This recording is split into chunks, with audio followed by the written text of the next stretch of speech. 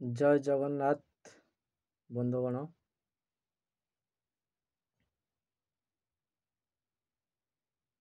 मु आशा करछि समस्ते भलरे थिबे आ मु मध्य भलरे अछि।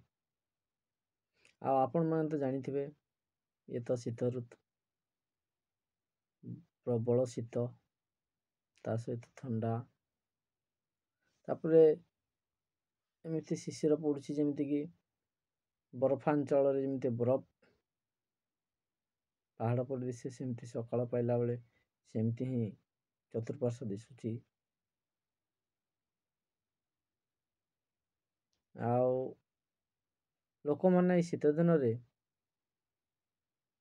निया को पानी भली व्यवहार करती एवं खरा दिन रे पानी को निया भली व्यवहार करती।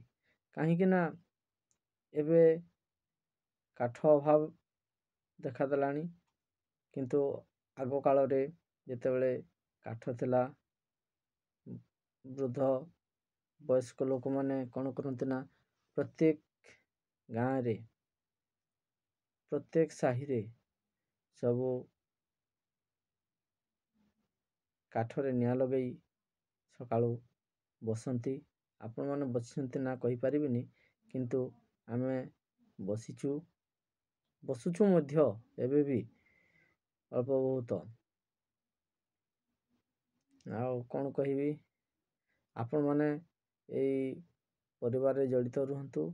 आ जो भाई भौणी माने जड़ित अछंती समस्ते समस्त को साहाय्य सहयोग करंतु। निश्चिंत भाव रे आगे को बढ़िबे। यदि केही काहाकू आमे साहाय्य सहयोग न करिबा किबा सहयोग हाथ न बढ़ेबा ताहले आमे जोठी अछंती सेमिति थिबा। तेणु करी दयापूर्वक समस्ते समस्त साहाय्य सहयोग करंतु।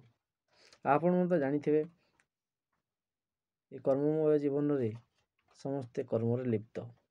काहाकू केतेबेले टिके फुर्सत मिली गले से भावे केमिति मो भाई और भौणी मानक सहित टिके वार्तालाप कर देबी। सेही समयटे वर्तमान आसी जाइछि। धीरे धीरे रात्रि बढ़िया को लागिछि, ता सहित शीत मध्य लागुछि। ता पूर्वरु किसी गोटे कहिबा जीवन रे सब बेले ए कथा को मन रखिबे। जीवन रे सब बेले ए कथा को मन रखिबे, फूलर सुगंध आउ मनीषर गर्व। फूलर सुगंध आउ मनीषर गर्व बेसी दिन रहे नहीं। शुभरात्रि रहिली बंधुगण। पुणी आसंता काली देखा हवा। आउ मो भिडियोटी आपण माने को जिल्ला रो देखुछंती दयापूर्वक गोटे लाइक करिवे एवं कमेंट रे जणैबे